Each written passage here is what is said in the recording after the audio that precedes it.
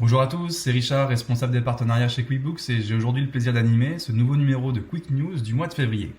Alors quels sont les sujets que nous allons aborder aujourd'hui sur ce nouveau numéro? Eh bien on va parler de sujets d'actualité, on va parler de période fiscale parce que vous êtes en plein dedans, on va parler aussi de clôture, donc j'espère que vous êtes prêts. Et notre proposition de valeur c'est de dire en utilisant QuickBooks on va essayer de lisser la période fiscale sur l'année et l'objectif c'est de vous donner des armes pour pouvoir le faire de manière intuitive. Dans un premier temps, on va parler de la révision préalable, qui est un outil qu'on a mis à disposition de nos clients pour vérifier la véracité de l'information. Donc on a ajouté de nouvelles cartes, la fonctionnalité des lettrages qui est disponible, le comparatif avec les soldes N-1 sur les balances qui arrivent normalement demain, comment clôturer dans QuickBooks, et puis je vais vous partager aussi un webinaire qui s'appelle Je clôture zen ma période fiscale, avec un expert comptable et de nos consultants, pour expliquer un petit peu comment nous traitons l'information dans QuickBooks. Et bien maintenant, penchons-nous sur cette fameuse fonctionnalité révision préalable. Et bien, la révision préalable, sachez que c'est un outil qu'on développe énormément pour vous aider à vérifier l'information avant de l'exporter sur votre outil de production, pour faire la clôture par exemple. Donc on a rajouté des nouveaux points de contrôle, opérations sans TVA, les fonds non déposés, paiements non affectés. Dans la révision finale, on a aussi mis les dettes fournisseurs à plus de 90 jours ainsi que les créances clients. Et on a aussi développé un module de communication interne à QuickBooks pour vous aider à demander des informations complémentaires à votre client sans sortir de l'application, qui va pouvoir être monitoré directement dans votre QuickBooks Expert Comptable. Alors comment ça se concrétise? On essaie vraiment de développer cette dimension collaborative. Je vais vous présenter cela tout de suite. Donc quand je suis sur mon QuickBooks Expert Comptable, vous avez un nouvel onglet qui s'appelle ici Journal de bord, qui va vous permettre de voir des tâches qui ont été créées par vous, par votre client, et de voir où j'en suis par rapport à aujourd'hui. Donc aujourd'hui, je vois que j'ai 4 tâches, notamment une sur mon dossier RB Consulting qui est question à propos des catégories d'opérations.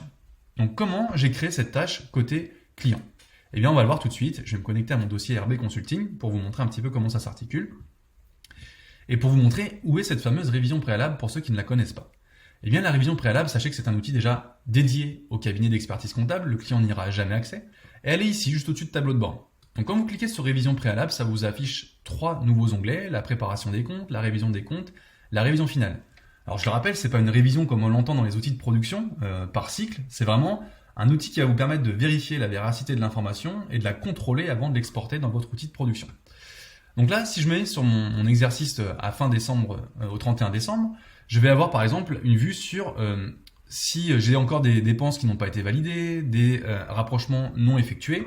Si j'ai des comptes en compte d'attente, et vous voyez ici, j'ai une demande en attente. C'est la fameuse demande qu'on a vue tout à l'heure dans notre tableau de bord qui a été fait directement depuis l'application. Donc comment j'ai fait ça? Eh bien imaginons qu'ici j'ai des opérations sans pièce jointe et que je veux un justificatif du client. Je vais pouvoir sélectionner par exemple plusieurs places. Je vais faire demander au client et ça va m'ouvrir un pop-up sur la droite qui va me permettre justement de faire une demande. Donc nous on a essayé de mâcher un peu au maximum le travail. On a mis un titre lié à la catégorie. Un exemple de message, les pièces justificatives, les opérations à contrôler, et puis vous pouvez partager avec votre client, ça lui enverra une notification et aussi un mail pour qu'il puisse y avoir accès. Sachez que le client peut également avoir accès à toutes ces demandes ici dans l'onglet Mon expert comptable, où là il va avoir un récapitulatif de toutes les demandes qui ont été faites et quelles sont les échéances. Donc vraiment c'est un vrai outil de pilotage et de suivi de l'activité de votre client, avec justement une gestion de tâches qui est très efficace et qui permet de ne pas sortir de l'application et d'éviter de faire des mails à outrance qui sont parfois perdus dans la nature. Autre fonctionnalité que je vais vous montrer, dont on a parlé tout à l'heure dans le programme, c'est cette fameuse fonctionnalité délettrage. Eh bien, vous avez vu, on avait sorti la fonctionnalité lettrage, le délettrage n'était pas disponible. Ça y est, il est disponible, vous pouvez l'utiliser. Si vous avez fait une erreur sur votre lettrage, eh bien vous pourrez maintenant délettrer les informations dans QuickBooks. Donc ça, le délettrage, on en a parlé. Oui, à partir du 24 février, nous allons pouvoir avoir un comparatif sur les balances avec le solde N-1. Vous nous l'aviez demandé, on l'a fait pour pouvoir justement voir s'il y a des écarts significatifs et avoir un nouveau point de contrôle directement sur les rapports de balance. Enfin, je vais vous partager quelques liens utiles qui sont les liens les plus utilisés pendant la période fiscale. Par exemple, comment je clôture dans QuickBooks quand je suis côté entrepreneur, quand je suis côté cabinet, pour pouvoir avoir des FAQ ou des tutos sur ces éléments-là. Et puis, je vais vous partager aussi tous les articles les plus demandés pour que vous puissiez avoir accès à cette information assez rapidement pendant cette période un petit peu charnière pour vous. Donc, n'hésitez pas à utiliser ces liens, ils sont très utiles, ils sont bien expliqués pour vous aider à avancer plus rapidement dans le traitement des données sur QuickBooks. Enfin, je vous partage également un webinaire spécial période fiscale qu'on a animé le 16 février. Donc là, vous avez le replay dans le mail qui vous permettra de voir un petit peu comment travaillent vos confrères avec QuickBooks et comment ils optimisent le traitement de la donnée pour avoir une période fiscale qui soit la plus zen possible. Nous l'avions déjà partagé, mais c'est vrai que le centre d'aide est une source d'information, une mine d'informations très, très riche. Donc n'hésitez surtout pas à l'utiliser. Il y a beaucoup d'articles, des webinaires, des tutoriels. Et il y a le forum de la communauté. Si vous voulez communiquer entre utilisateurs QuickBooks, n'hésitez surtout pas. Nos ambassadeurs sont là pour vous répondre à vos questions.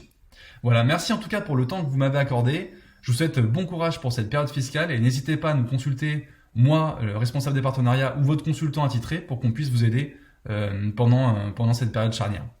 Merci beaucoup, c'était Richard et je vous souhaite une bonne journée et j'espère à très bientôt. Au revoir.